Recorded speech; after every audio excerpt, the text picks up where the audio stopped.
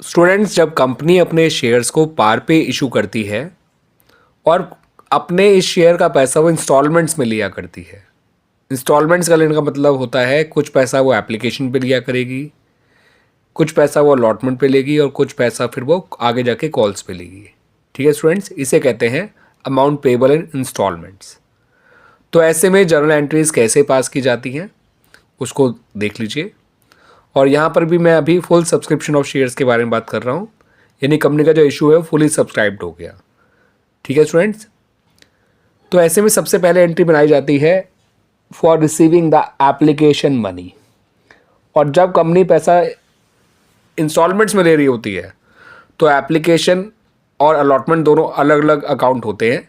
सारा पैसा इकट्ठा ले लेगी कंपनी तो हम एक कंबाइंड अकाउंट खोलते थे, एप्लीकेशन एंड अलॉटमेंट अकाउंट। लेकिन जब कंपनी पैसा इंस्टॉलमेंट्स में ले रही होती है तो हम एप्लीकेशन और अलॉटमेंट दोनों को अलग अलग कर देते हैं। तो जो पहली एंट्री बन रही है वो एप्लीकेशन मनी रिसीव करने की बन रही है, bank account debit to share application account.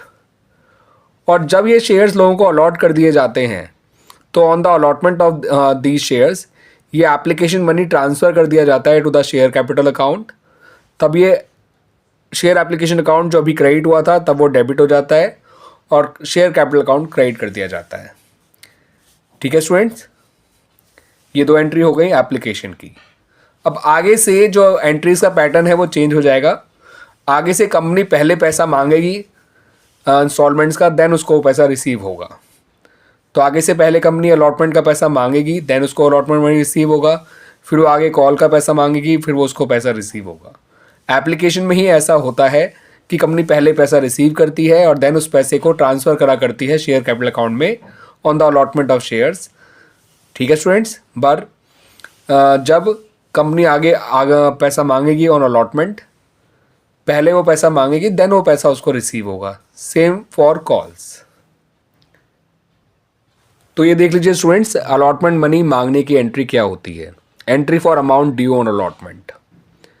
तो अलॉटमेंट जब ड्यू कराया जाएगा तो शेयर अलॉटमेंट अकाउंट डेबिट हो जाएगा और शेयर कैपिटल अकाउंट क्रेडिट कर दिया जाएगा, यानी उस इंस्टॉलमेंट का पैसा शेयर कैपिटल अकाउंट में क्रेडिट कर दिया जाएगा और उस इंस्टॉलमेंट को डेबिट कर दिया जाएगा। अब जब ये पैसा कंपनी को रिसीव हो जाएगा तो ये पैसा जो है जब आप रिसीव करेंगे तो एंट्री हो जाएगी bank account debit to share allotment account. तो अलॉटमेंट में देखिए पहले पैसा कंपनी मांग रही है यानी पैसा ड्यू कर रही है, देन उस पैसे को वो रिसीव कर रही है। क्लियर स्टूडेंट्स, ये बन गई अलॉटमेंट मनी मांगने की और उसके मिलने की एंट्रीज। ठीक है, अब उसी तरह से फर्स्ट कॉल मांगने की और उसके मिलने की एंट्री बनाई जाएगी बिल्कुल अलॉटमेंट के लिए की तर्ज पर, जिस तरह से अलॉटमेंट की एंट्री बनाई गई। जब हम फर्स्ट कॉल मांगेंगे तो एंट्री बनेगी share first call account debit to share capital account. ये हो गई फर्स्ट कॉल मनी ड्यू होने की एंट्री। और जब ये पैसा रिसीव हो जाएगा कॉल मनी, तब हम बैंक अकाउंट डेबिट कर देंगे और शेयर फर्स्ट कॉल अकाउंट को क्रेडिट कर देंगे। ठीक है स्टूडेंट्स, तो यहाँ पर आप ये पैटर्न समझ गए होंगे स्टूडेंट्स कि जो है कंपनी एप्लीकेशन तो पहले पैसा रिसीव करती है और देन उसको कैपिटल में ट्रांसफ़र करती है। बट एक बार जब लोगों को ये शेयर अलॉट कर दिए जाते हैं बाय द कंपनी तो कंपनी पहले उनसे पैसा मांगती है और देन वो पैसा उसको रिसीव किया होता है। ठीक है, अब अगर फर्स्ट कॉल जो है उसके बाद भी कोई और कॉल होती है तो सपोज सेकंड कॉल, तो हम उसी तरह से बिल्कुल सेकंड कॉल की एंट्री बना लेंगे, share second call account debit to share capital account और bank account debit to share second call account. ठीक है स्टूडेंट्स, और एक बात और ध्यान रखिएगा स्टूडेंट्स कि अगर जो भी कॉल लास्ट है, अगर सपोज फर्स्ट कॉल ही आखिरी कॉल होती यानी पैसा सिर्फ 3 इंस्टॉलमेंट्स में ही लिया जा रहा होता कंपनी के द्वारा, तो हम फर्स्ट कॉल को सिर्फ फर्स्ट कॉल नहीं बोलते, हम बोलते फर्स्ट एंड फाइनल कॉल। तो अब ये एंट्री कुछ इस तरह से बनती है, share first and final call account debit to share capital account और bank account debit to share first and final call account. और हाँ, अगर पैसा 4 इंस्टॉलमेंट्स में लिया जा रहा होता तब फर्स्ट कॉल के साथ हम फाइनल कॉल नहीं लगाते, फिर हम फाइनल कॉल वर्ड लगाते सेकंड कॉल के साथ। उसके लिए वर्ड यूज़ करते हैं share second and final call account debit to share capital account और bank account debit to share second and final call account. ठीक है स्टूडेंट्स, हाँ अगर पैसा थर्ड कॉल तक जा रहा होता यानी 5 इंस्टॉलमेंट में पैसे ले रहे होते तो फिर वो काम हमें थर्ड कॉल के साथ करना होता, सेकंड कॉल के साथ सेकंड कॉल ही लिखते। ठीक है स्टूडेंट्स, तो पैटर्न समझ में आ गया आपको एंट्रीज का। आइए अब एक क्वेश्चन के थ्रू जो है मेरी इस बात को और अच्छी तरह से समझ लीजिए।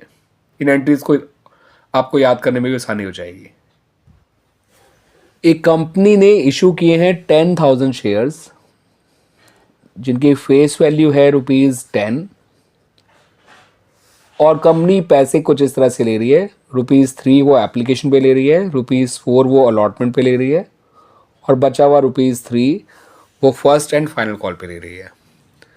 ठीक है स्टूडेंट्स, तो ऐसे में क्योंकि यहाँ पे 3 इंस्टॉलमेंट्स हैं तो टोटल 6 एंट्रीज बनेंगी। ठीक है स्टूडेंट्स, जितनी भी इंस्टॉलमेंट्स होती हैं उसको आप इंटू 2 कर दीजिए, उतनी एंट्रीज आपको बनानी होंगी। तो पहली एंट्री बनेगी एप्लीकेशन की, और एप्लीकेशन में कंपनी पहले पैसा रिसीव करती है। ठीक है स्टूडेंट्स, और उसके लिए बैंक अकाउंट डेबिट किया जाएगा और शेयर एप्लीकेशन अकाउंट क्रेडिट किया जाएगा। आप पूरा नाम लिखिएगा। 10,000 इंटू 3 30,000 से आप एंट्री बनाएंगे। फिर आप इस पैसे को ट्रांसफ़र कर देंगे शेयर कैपिटल अकाउंट में on the allotment of shares. यहाँ पर भी इशू फुली सब्सक्राइब्ड है स्टूडेंट्स, ध्यान रखिएगा। अभी हम फुल सब्सक्रिप्शन ऑफ शेयर्स के बारे में बात करेंगे, ना कि ओवर और अंडर सब्सक्रिप्शन के। उनको हम आगे से अलग से आगे डिस्कस करेंगे। ठीक है स्टूडेंट्स, ये हमारे एप्लीकेशन के एंट्रीज कंप्लीट हो गई।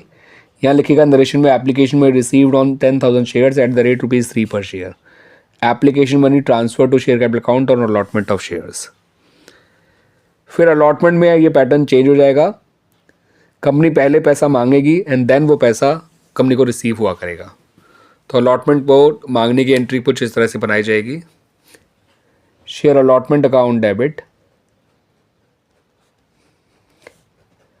To share capital account. 10,000 into 4 40,000। 10,000 shares हैं, ₹4 की एप्लीकेशन वो है, अलॉटमेंट मनी है। और जब इसको रिसीव करेंगे तो एंट्री बनेगी bank account debit to share allotment account 40,000। Allotment money due at the rate ₹4 per share on 10,000 shares. Allotment money received on these shares on 10,000 shares.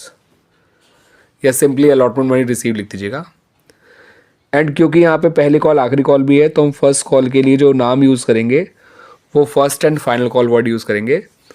Allotment में जैसे पहले पैसा ड्यू कराया था कंपनी ने, देन उसको रिसीव किया था, same first and final call में भी कंपनी पहले पैसा ड्यू कराएगी। Share first and final call account debit to share capital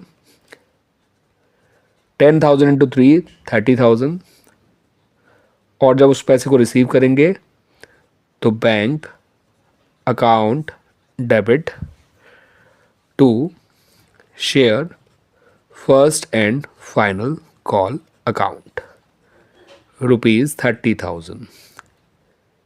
clear students, आगे समझ में अच्छी तरह से। ये first and final call money due on 10,000 shares at the rate ₹3 per share. First and final call money received.